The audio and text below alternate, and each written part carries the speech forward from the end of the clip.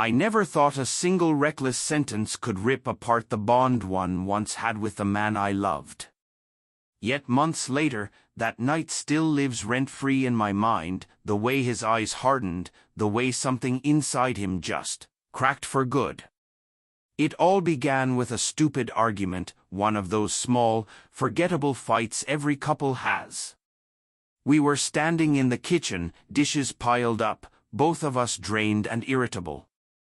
He'd forgotten the groceries I'd asked him to grab, and my frustration spilled over. His patience was running low too, and before either of us knew it, words turned sharp, cutting, mean.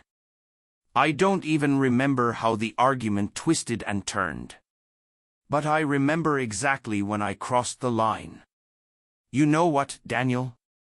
I snapped, my voice dripping venom. "Maybe if you were half the man you pretend to be, you'd actually satisfy me for once." The words hit the air like blades. His face froze, his jaw tightened. He stared at me, stunned, like he couldn't believe I'd just gone there.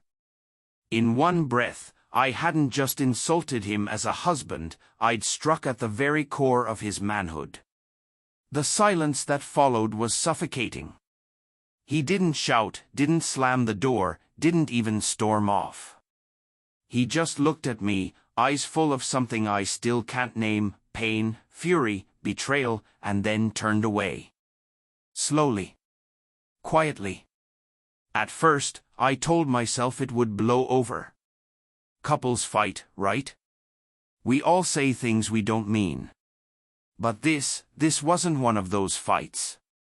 Something in him shifted that night, and no apology in the world could undo it. The days that followed were heavy. He stopped looking me in the eye. His words, when he spoke at all, were flat and distant. He still came home, still sat beside me at dinner, still lay in the same bed, but the warmth was gone. A wall had gone up between us, invisible but unbreakable.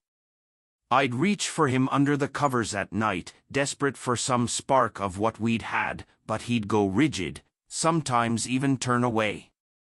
And that was when I realized I'd killed the intimacy myself.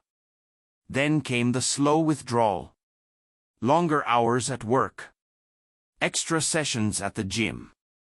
Nights out with friends I wasn't invited to. Each new habit pulled him further from me, and I could only watch as the distance grew. I tried everything, his favorite dinners, new dresses, little notes left on his desk. Nothing worked. Nothing reached him. One night, completely broken, I finally whispered through tears, "Daniel, I didn't mean it. I was angry. Please, just forgive me." For the first time in weeks, he actually looked at me. But his eyes, they were like stone. "You don't understand," he said quietly.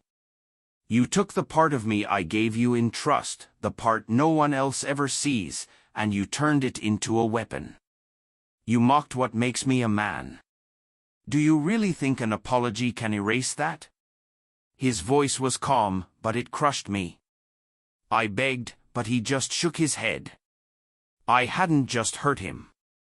I'd humiliated him, and that's the kind of wound that doesn't heal. Months passed in silence.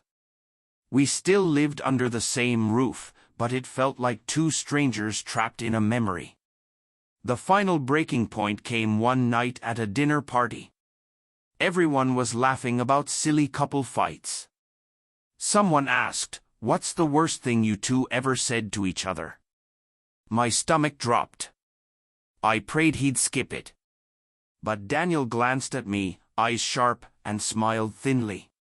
"Words cut deepest when they're meant to," he said. The table erupted in laughter. I felt myself crumble inside. Later that night, I asked him why he'd said it. His answer was calm but cold enough to burn. "Because I'll never forget," he said. "And I'll never see you the same again. You should know that." That's when I knew it was over. Not officially, not legally, but emotionally. I hadn't just hurt my husband. I'd destroyed the part of him that trusted me, believed in me, saw me as his partner. Now, when I see him sitting on the couch scrolling his phone, or walking past me without a word, I feel that same echo of cruelty bouncing back at me. Once, his eyes were warm. Once, they were full of love. Now, they're empty. Cold. Distant. People love to say one mistake can't define a marriage. But sometimes, it can. Sometimes one careless sentence poisons everything. I thought I could hurt him, then smooth it over with tears and apologies. But words don't vanish. They linger. They scar. And sometimes, they kill the very love you thought was unbreakable. I mocked my husband's manhood out of anger, and from that moment on, he's never looked at me the same. Deep down, I know he never will.